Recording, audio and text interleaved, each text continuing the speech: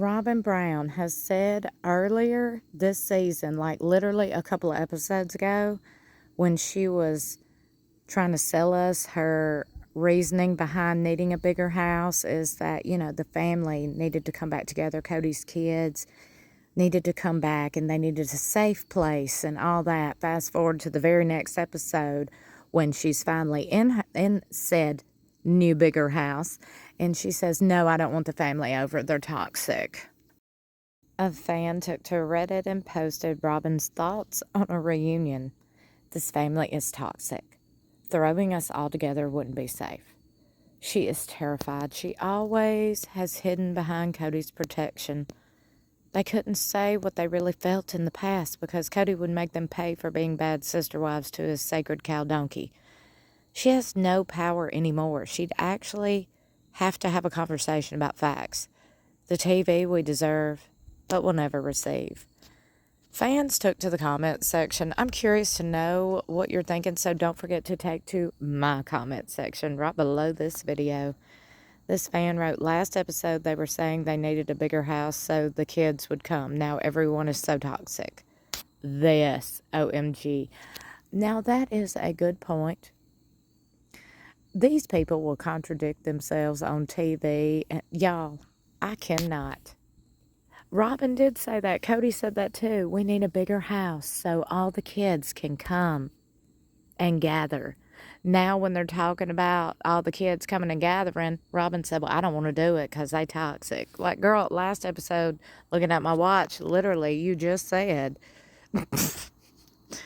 He probably believes Aurora's eggs are dropping and will marry Brody soon, so TLC can pay for a wedding. I don't think they were referring to his kids. She despises Gabe and disliked Garrison for blaming her for COVID. Gwen said she's worse in person. She always ignored Truly. She was referring to the kids too.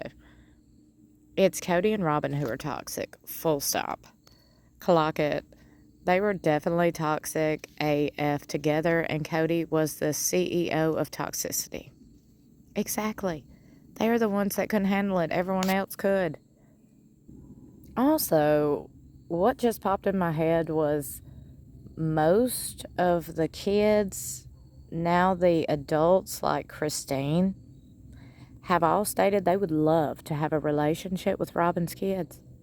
Why don't they have a relationship with Robyn's kids? Interesting. My finger's pointed to Robyn, I'm just saying. This person said it's because deep down she doesn't want Cody to have a relationship with his other kids, and a get-together would be a potential opportunity to mend fences. I think her biggest fear is her kids will see her as a liar and a fraud if they have a relationship with the other kids. She's determined to keep her kids away from them, to the point where she's let her kids feel hated to suit her own agenda. Oh, that's a good, deep, but true point. In my opinion, that's the worst of what she has done out of everything. All of the kids that without therapy will likely have some sort of self-esteem or abandonment issues as a result of her actions. Like I said, that's interesting. I agree, though.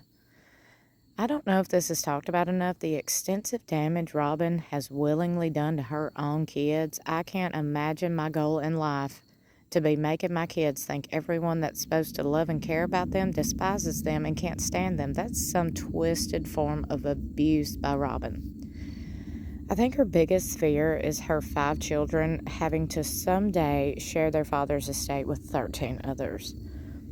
Yes, she hurts children, including her own. Honestly, I don't think she cares about her own kids. They are pawns to be used when she sees fit. She pretends she's this overprotective mom, but it's control so she can use them as she sees fit. I also agree with that. When he passes, she only wants her children to benefit. No mended fences to be had under Robyn's watch.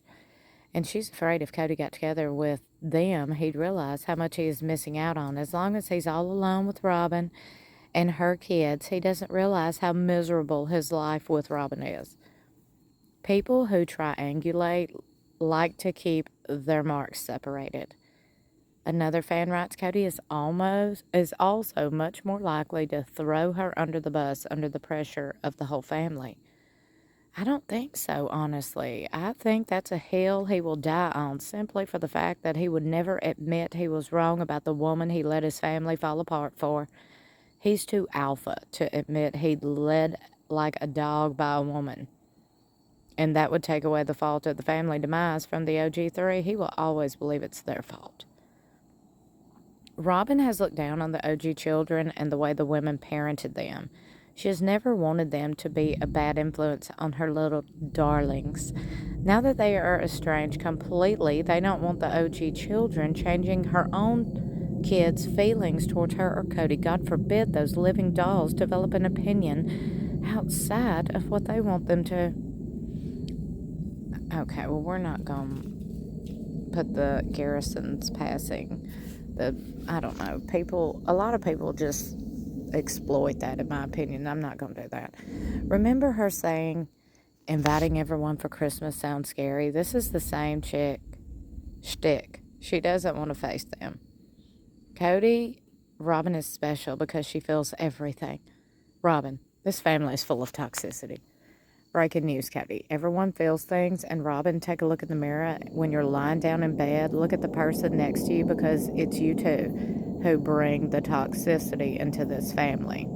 The OGs still communicate and get together. Maybe since Mary, but they make it work. Life is scary. Life isn't safe. Grow up, Robyn and Cody. No one owes you a cotton swab life. I think the fact that she's terrified almost makes it worse, because it means she has some degree of self-awareness. She certainly didn't have a problem showing up and saying her piece in years past. In fact, she seemed almost entitled and lording it over the others. I'm wondering if buying the bigger house and putting it under an LLC instead of their names had anything to do with her and Mary and Janelle going